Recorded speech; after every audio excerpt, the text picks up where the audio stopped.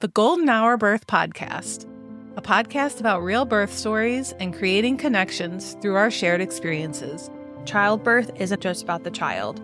It's about the person who gave birth, their lives, their wisdom, and their empowerment. We're Liz and Natalie, the Golden Hour Birth Podcast, and we're here to laugh with you, cry with you, and hold space for you.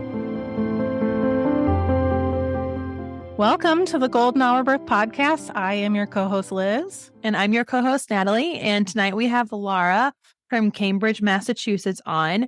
She is a comedian, content creator, an avid runner, and a mom of two. Thanks so much for joining us tonight, Lara. Thanks for having me. I'm excited to be talking about things other than running for once. It'll be nice. Yeah, it was fun, like kind of discovering you. I saw your reel, probably the one that is like the most popular, where you're like postpartum running with your stroller, and it just like captured that period of postpartum just like so perfectly.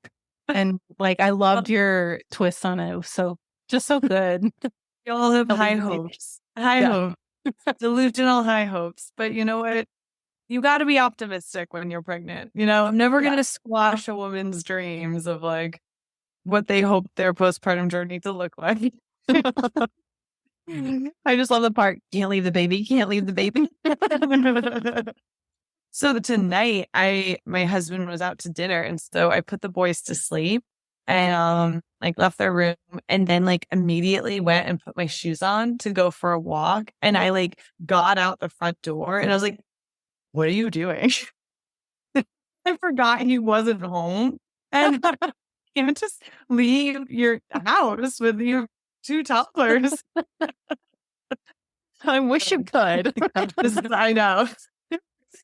This is like all too frequent, I guess, in my life.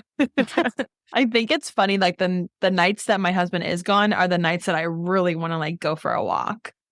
Yes. It's one ways you can't have, I think. Yeah, always. Mm-hmm. Yeah, there's definitely nights where, we'll put the kids down. I'm like, I wish we could just go for a walk, like a nice husband and wife walk, know? Yeah, I know. Can't really do that much anymore, but one day. Yeah. Yes. So kind of twisting back around, if you want to tell us a little bit about your family and deciding to start a family. Yeah. So I got married. We got married in 2016.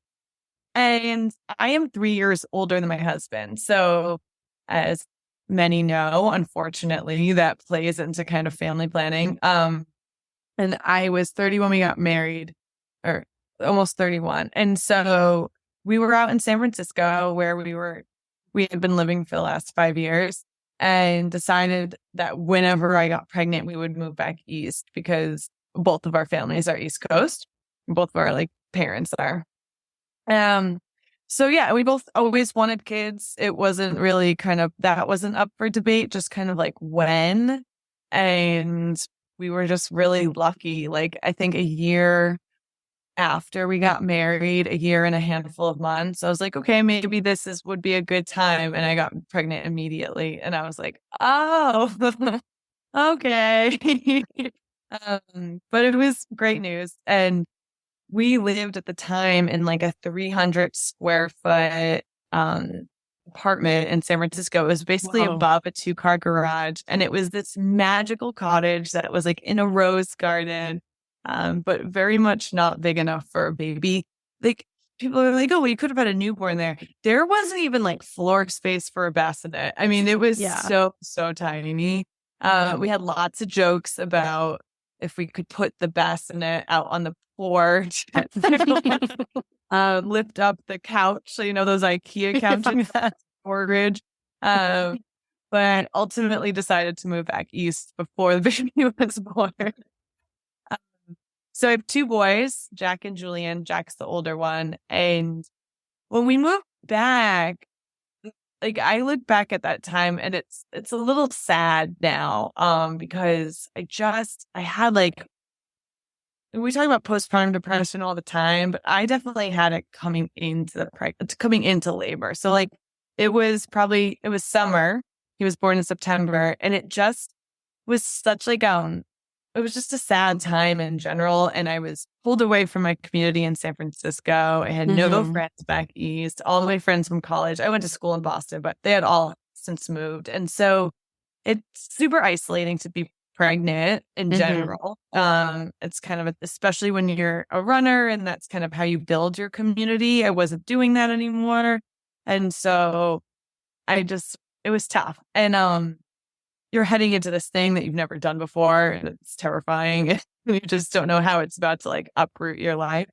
And so, yeah, I go in, optimistically, bought that running stroller.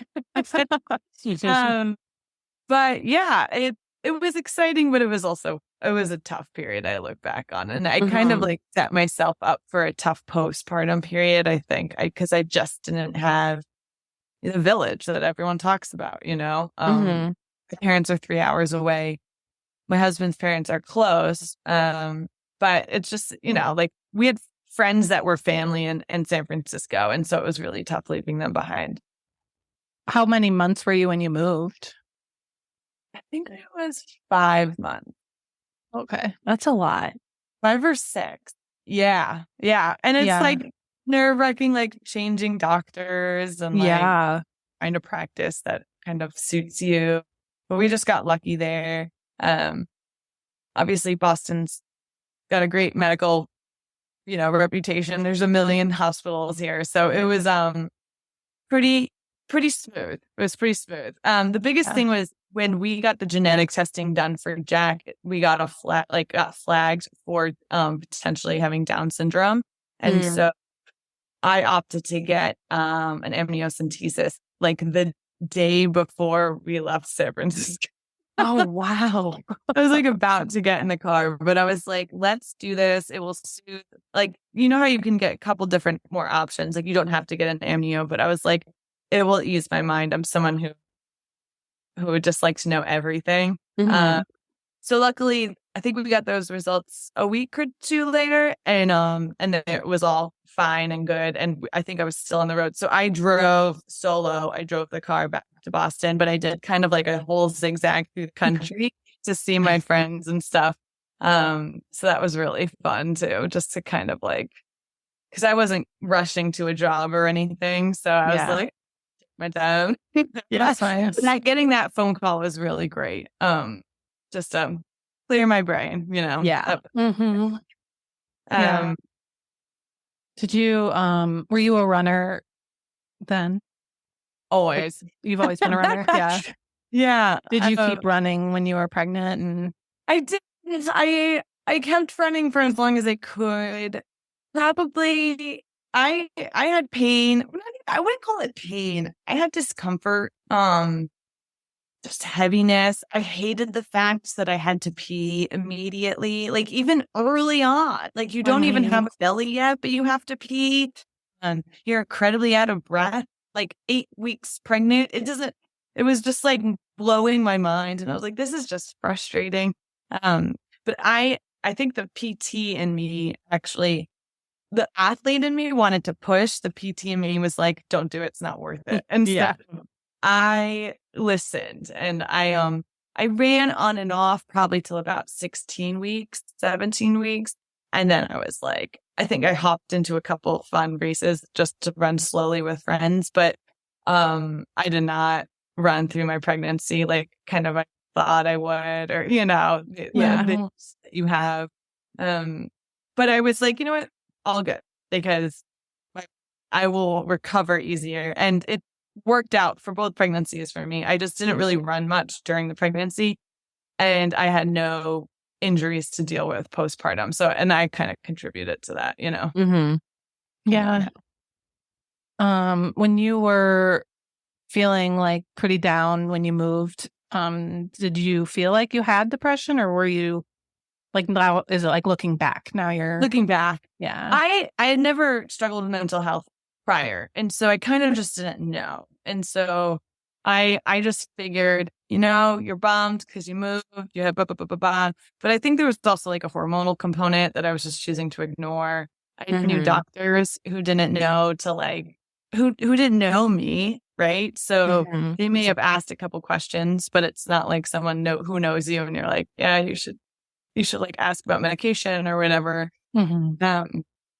I just assumed it's just stress from, which it was. It was stressful to move across the country. Yeah. So yeah, but it was just something that I was much more cognizant of the second time around. Yeah. Interesting. Yeah. So yeah, birth. Yeah. So birth. Yeah. So I passed the due date. That's fun.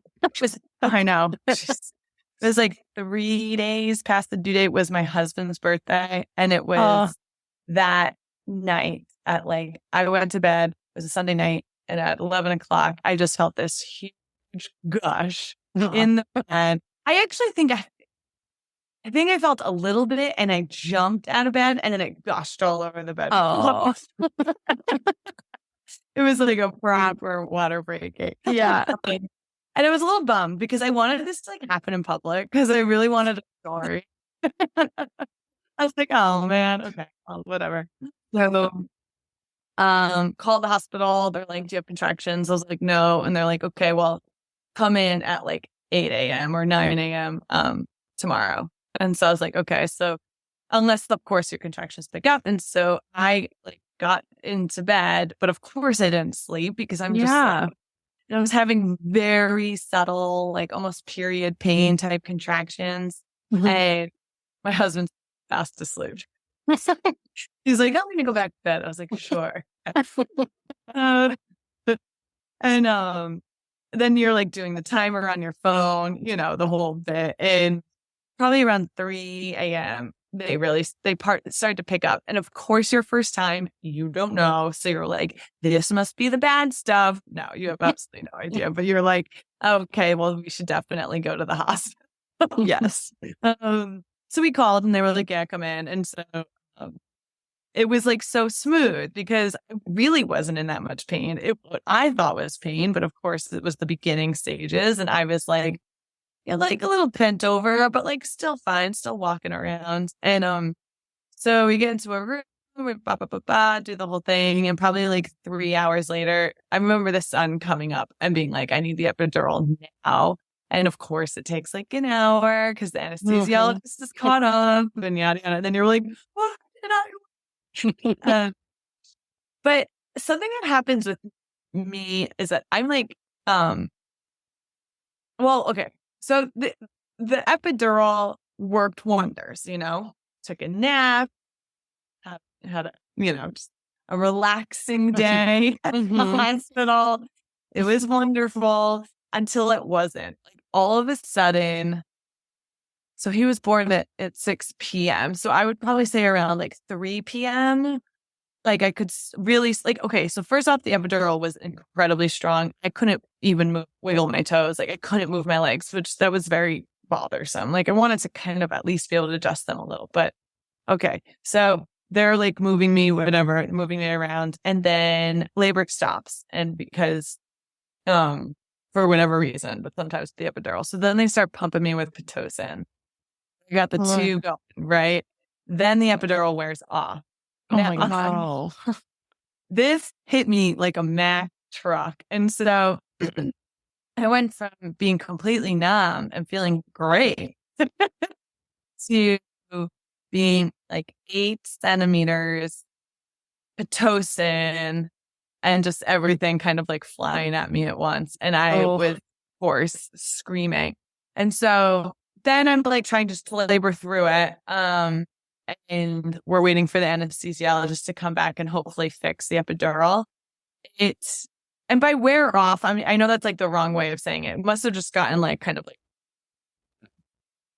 poorly adjusted in my back. But I remember specifically with Jack, there was this, every contraction, I had this shooting pain down my right hip that went all the way to my toes. Oh. So I had to And also they could only have me on my right side because his heart rate was dropping if I was on my back or on my left side. So it could only be on my right side. Oh my And it was gosh. shooting down my right hip. So I would have to side plank like into a plank while I was like breathing because that was the only I could manage. Oh my God. And so I did that for about an hour. And and then finally it was time to push the and it like the anesthesiologist was like, and I was like, forget it, you just kind of are like, forget it. And at that point, and so yeah, so then I pushed for about 20 minutes and his heart rate was just plummeting. And so I like agreed to let them use the vacuum. Is that right? Right? Yeah. Yeah. So they vacuum Jack out. And he looked like okay, he had the perfect cone. And I was like, whoa. But that went away almost immediately. That's good. He was perfectly healthy. And I think like for me, I was in this state of euphoria. I was just so happy that the shooting pain down my right side was done. And I just felt like you just learn so much that first go around. Yeah. Do you have, how many kids do you have? We both have two. Oh, you both have two. Okay. So so it's like the second time around, it's just a different game. Yeah. So Yes. it could be worse, but it's but yeah. And so I remember like for him, like the recovery was incredibly hard. It also, again, goes along with postpartum. He was a terrible breastfeeder. And like the lactation consultants were in, I had them at home every day coming to see him. And they couldn't really quite figure it out. And then all of a sudden he just went on strike. And so he refused to nurse. So then I was pumping. So I was an exclusive pumper and it just was the most miserable experience. And I hated every second. Yeah. How long did you go for? I went for 5 months, which I went into the second pregnancy and I was like, if this one doesn't nurse, I'm going straight to formula. There's nothing against I have nothing against formula. But again, those postpartum hormones, like culture, everything just makes you think that like this is what you're supposed to be doing. And so it was terrible. Yeah. It's really hard. It's really hard. Yeah. Yeah. Up to that damn machine. So yeah. So it just was like, so like I didn't recover really quickly. I felt like just kind of completely out of my body. I don't know. I don't look back on like Jack's postpartum experience fondly. And it was September heading into winter. It gets dark pretty fast. And it just was like this combination of everything, like no community, completely overwhelmed with your first kid, pumping, feeling like I was failing, hormones. It just was everything. And it led to anxiety and just being like really recluse. Like I just kind of like didn't reach out to people. I wasn't leaving the house much. And then Jack was like kind of colicky. He was like borderline colicky. It was so bad for like 6 months.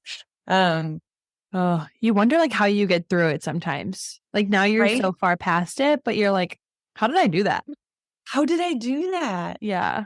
I mean, a lot of text threads with friends, Yeah. Being like, is my kid okay? And then being like, no, it's normal, it's just, Yeah. but it's so hard. Yeah. And then heading into a dark winter. So I actually started training for the Boston Marathon when I was 4 months postpartum. And Oh, wow. Oh my God. yeah. And so I ran it 6 months. I was 6.5 months postpartum when I ran Boston. And it honestly, though, was like the best thing for me because it's just like getting me out of my house. Yeah. In the dark, cold mornings at like 5 a.m., I would like feed him and then just go run. And it was like the only time of day. My husband and I were going to do that. Like you take your leave and then I'll take my leave. And then, as we do in America to just try and patch together some childcare. We made it like a week into him going back to work. And I was like, I can't be alone with this screaming baby 10 hours while you're at work. Like we have to just do this together. And Yeah. So like I look back at that, I'm like, and I just want to like give little Laura a hug and be like, man, this is your first babe. It should be like a pretty joyous time, but it was really, really tough. But Did we you came out. guys? Yeah. We came out. Yeah. Did you guys like get leave with your new jobs? So in healthcare it sucks. So I was part-time. So I think I like qualified for unpaid leave, and then I only got 12 weeks of unpaid leave. Yeah. He got 4 months paid. Oh Now my it's up to gosh, six. that's Now he gets amazing. 6 months paid, which is great. He works at Google, so Oh, cool. yeah. Thanks, Google. Yeah, thanks, gigs. So yeah, so that's been really great. And then when I went back with Julian, I was per diem, so I didn't get any paid leave again. So it was kind of the same deal. It really stinks because you're just taking such a hit, but it's. I mean, Massachusetts does have paid leave through the state, but you had to like make a certain amount. Whatever, it's a long story, but basically, Yeah. But yeah, so it took me like a good year and a half to even consider having another child, which I always knew I wanted. I'm one of 5 kids, so I was like, absolutely. Me too. Oh yeah, Yeah. Which number are you? 4. Oh, I'm 3.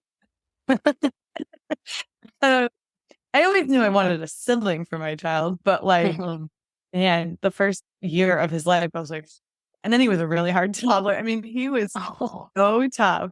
Now he's like this angel child. I'm like, well, we earned that. Yeah. Yeah, you put the work in early. Yeah. I think I wanted together. Like you put the work in somewhere. Yeah.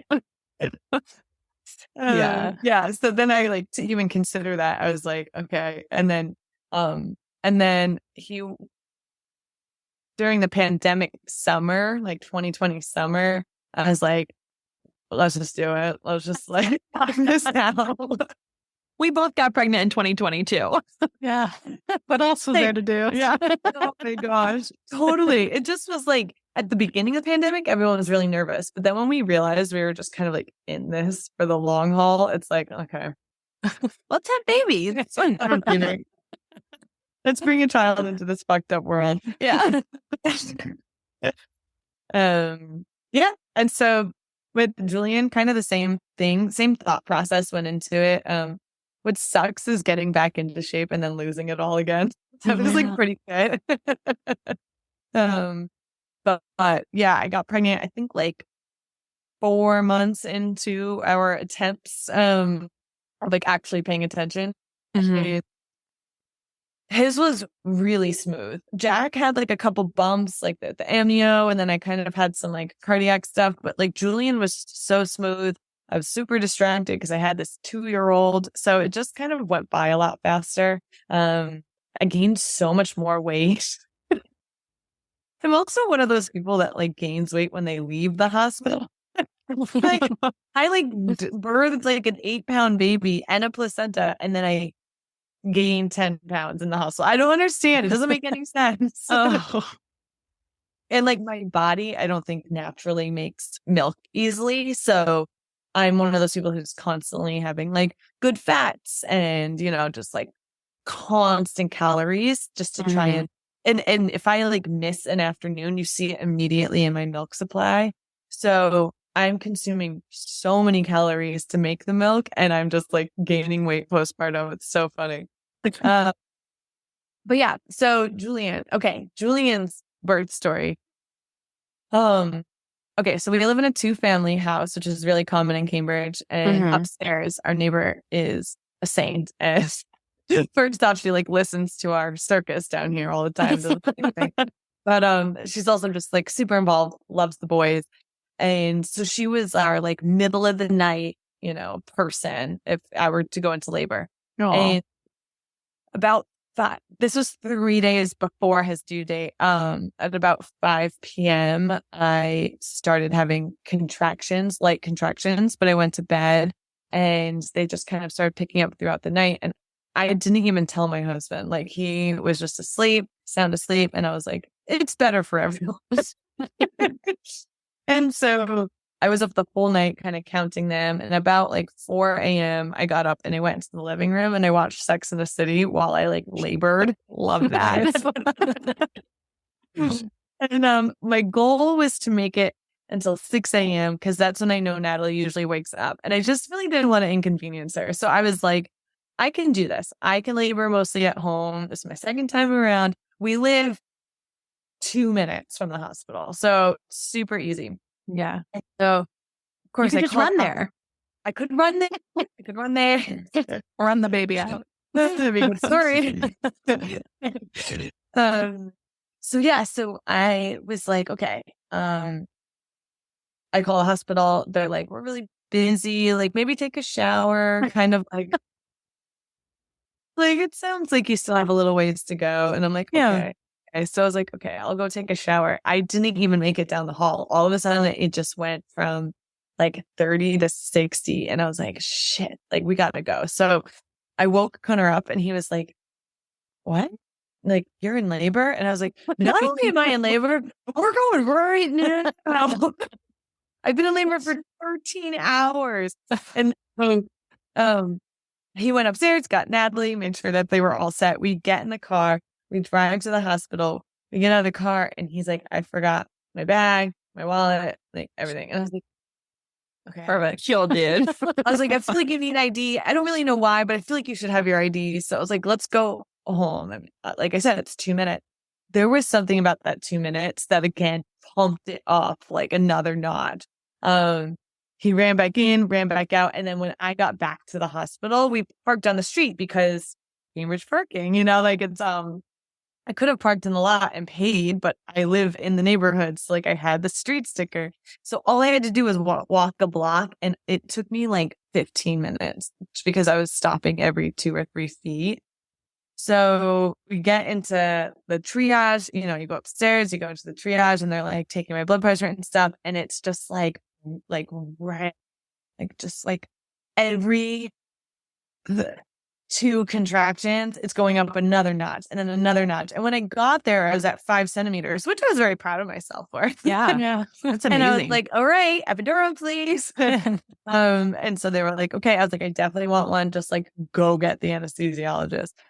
And I got into a robe. Then they were like, okay, it was, I think, about half an hour. Then they were like, okay, your room is ready. So we walked to the room. All of a sudden, I just start throwing up. I'm in so much pain. I went from 5 to 9.5 centimeters in like 25 minutes. And I was like, oh my God, I feel like I need to push. And they were like, not yet.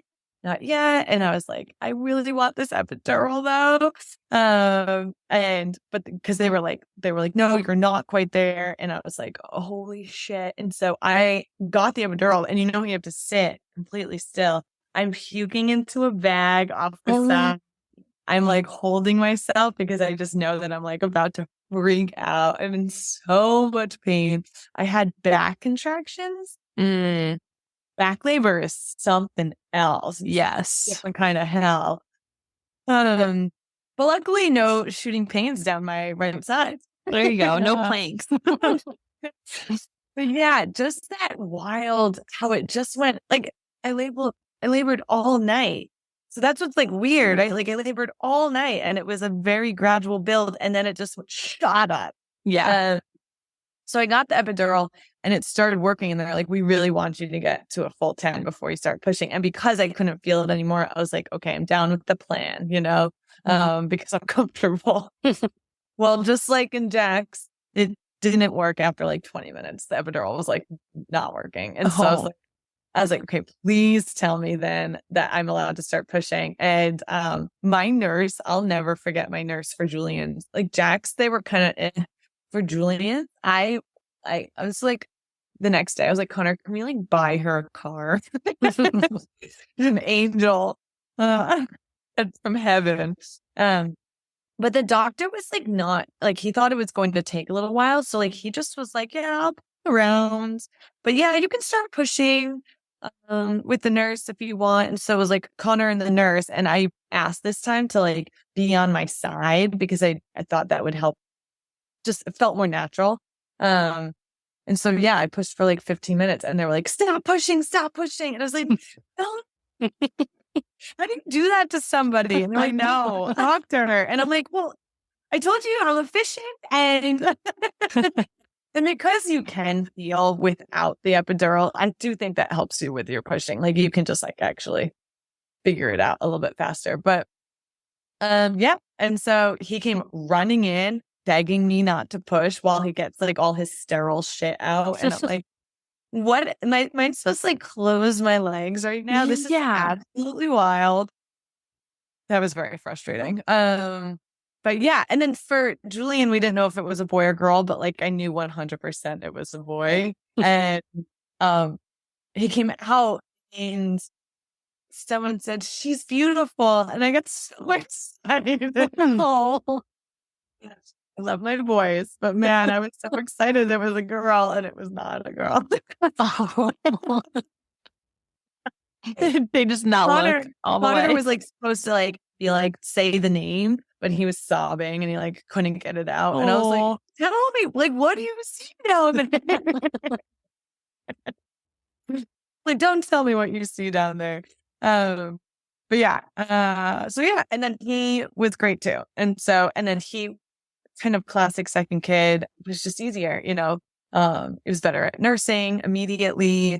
He was more chill. He was a better sleeper. He wasn't colicky. I mean, just kind of like totally eased into the family, like he was always there. And he's been a mama's boy ever since. So, yeah, everything about number 2 for me was so much easier. The whole postpartum journey. Also, this is very, very important. I went on Zoloft the second that I left the hospital. I left with a prescription in my hand, and I just awesome. I was like, I'm not here to mess around this time. I want to just set myself up for success. Yes. And it was just like a low dose, and it took a couple of weeks to kind of like settle in, and it was perfect. I think I was only on it for like 8 months. And then I was like, I don't think I feel like I even need it. Maybe I didn't need it at all, but I was so happy that I had it, you know, and that it drastically made my whole postpartum experience better, you know, and I recovered faster, the whole thing, you know. That's awesome. Yeah.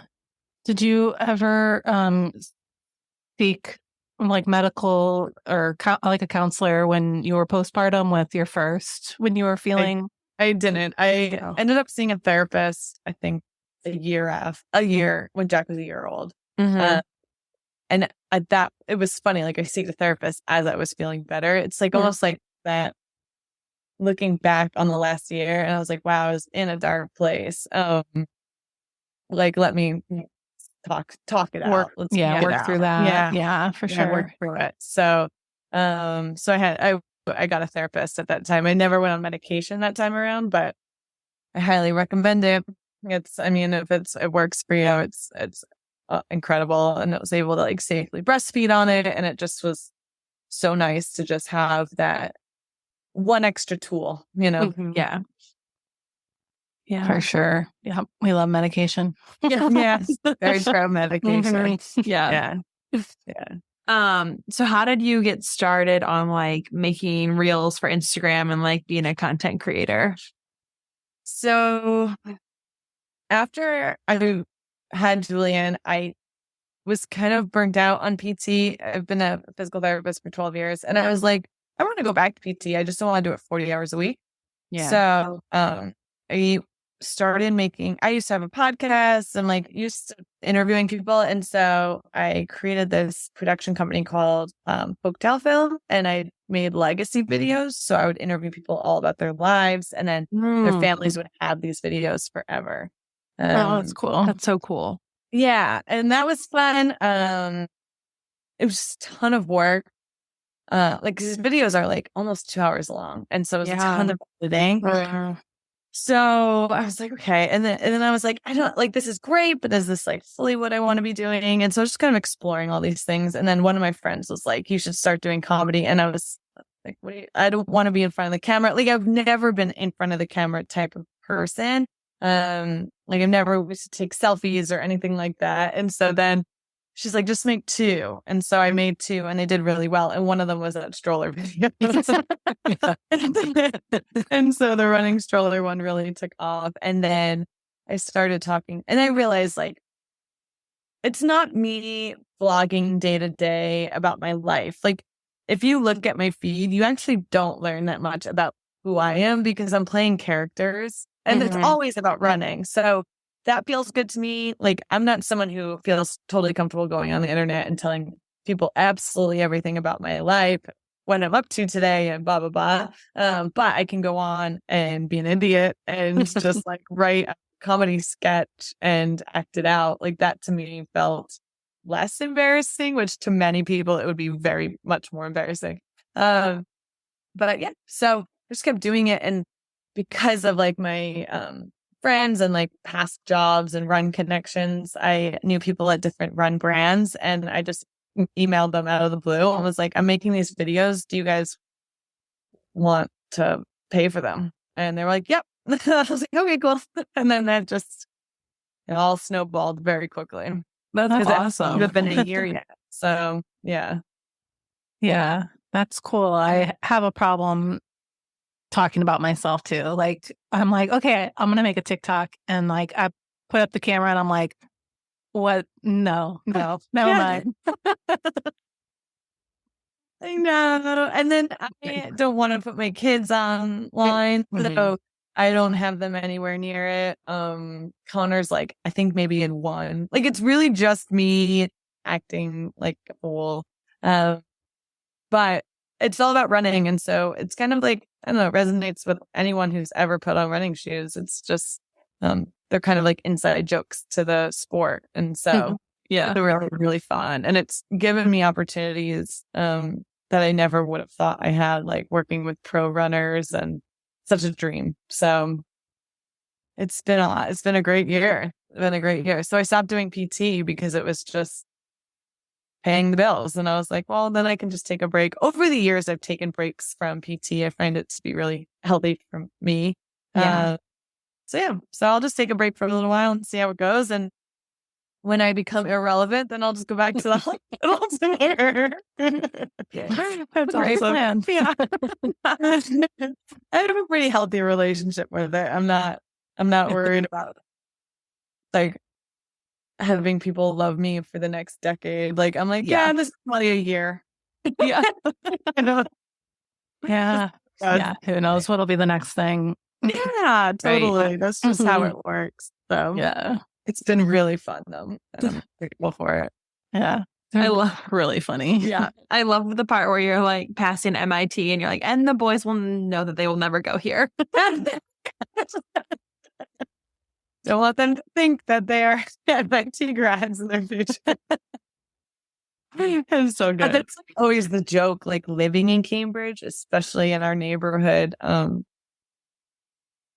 We have people, it's just a very educated part of the country, hyper educated. And so like one of our neighbors is in Biden's cabinet and the other one like invented Pringles and the other one like it's just like the people that you're surrounded by on a day-to-day basis are the people who are like I don't know, running the country and solving real problems. And then it comes to like Connor and I and we're like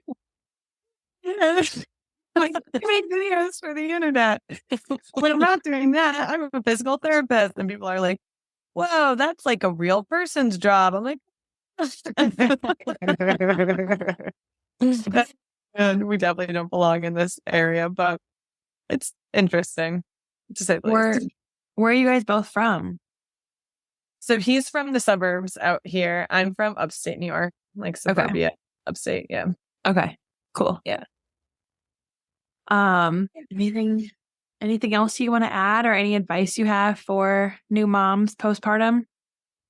New moms postpartum. I mean, my biggest thing is like, especially with my second kid, what I learned on the first is educate your partner or a friend or your parent and be like, these are the things you want to look out for postpartum depression and anxiety and psychosis, because when you're in it, you don't see it. Yeah. And so it's really nice to have someone who's not having these wild hormone imbalances and not having these like huge body changes to be really educated on what to look for. And when to approach you and say, you know what, maybe we should talk to a doctor about it. Maybe we should go see a therapist together. Like that was something when I went into my second pregnancy, I was like, we were on top of. Obviously very pro meds. And then also a real big advocate for pelvic floor PT. And we all know the benefits of it, especially postpartum. But my biggest advice is to go before you give birth. And because I think the hardest thing is to make appointments when you have a newborn. You're like, Yeah. the thing I want to do is like go schlep across town for an appointment for me. You know, it's hard enough to get out of the house. But if you already have this rapport with a therapist and you already know the routine and it's like on the schedule, you don't have to call. It's so helpful. And you know what's happening when you go in there.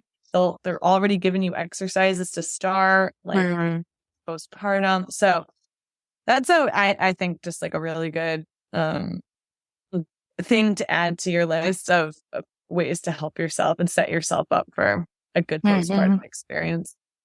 That's Definitely really good advice, because I remember after Arthur wanting to do pelvic floor therapy, but I didn't really know what it was. Yeah. And I'm like still kind of healing down there. And I'm like, are they going to like how invasive is it? But if I had gone before, I would have known, you know, kind of what it would be like. Yeah, totally. And it's also as like invasive as you are comfortable with. Like there are certain tests and exercises that do require like an internal testing, but obviously no practitioner is ever going to do something that you're not comfortable with. There's also plenty of things that they can do that's not invasive. But yeah, like just finding the right fits, kind of like finding the right therapist. It's just, but there's something special about pelvic floor PTs. It's kind of like going into OBGYN, like you're a special kind of person and they're incredible and they're professional and they know like most of their clients are parents. And so it's just, I don't know. They're my favorite kinds of physical therapists. I have no expertise in that area, but whenever I come across a pelvic floor PT, I'm just like, yeah, you're wonderful. But it's hard. I mean, you're so busy. It's just hard. We all know it's hard to like make an appointment. It's like, and then you gotta like, you're usually on a wait list. There's always a wait list. So that's why I say get it handled before, like when you're like 7 months pregnant. It's like, schedule, and then it's one less thing you have to think about. For sure. Yeah. And if I can't make an appointment online, like I'm not. I know. It's like, you want me to pick up the phone? Yeah. Are you crazy? I called a pelvic floor PT when I was like 7-8 months pregnant, and they didn't even have an opening until after I gave birth. And I'm like, well, I don't need you then. And I was like, I probably should have just made the appointment. I know. You can always cancel. Just make the appointments. Yeah. Like there's always a wait. I know. They're in high demand. Yeah. Yep. People always having babies. Always having babies, even in pandemics. Yeah. Yep. I love what you said too about like just telling your partner or a parent or a friend just signs to look out for. I think I actually scared my husband, Sam, like too much, because I was like if I cry, you need to ask me what's going on. And so like the first day I cried when we were home, and he's like, "Are you okay? You okay?" I'm like, "Yeah, I think it's just like my hormones leveling out." Like he was extra on top of it. So I'm super thankful for that. Yeah. Like, I need air. I need space. I need a background. And he's a mental health therapist, so he's like, he really knows what he's doing. Yeah, definitely. Yeah.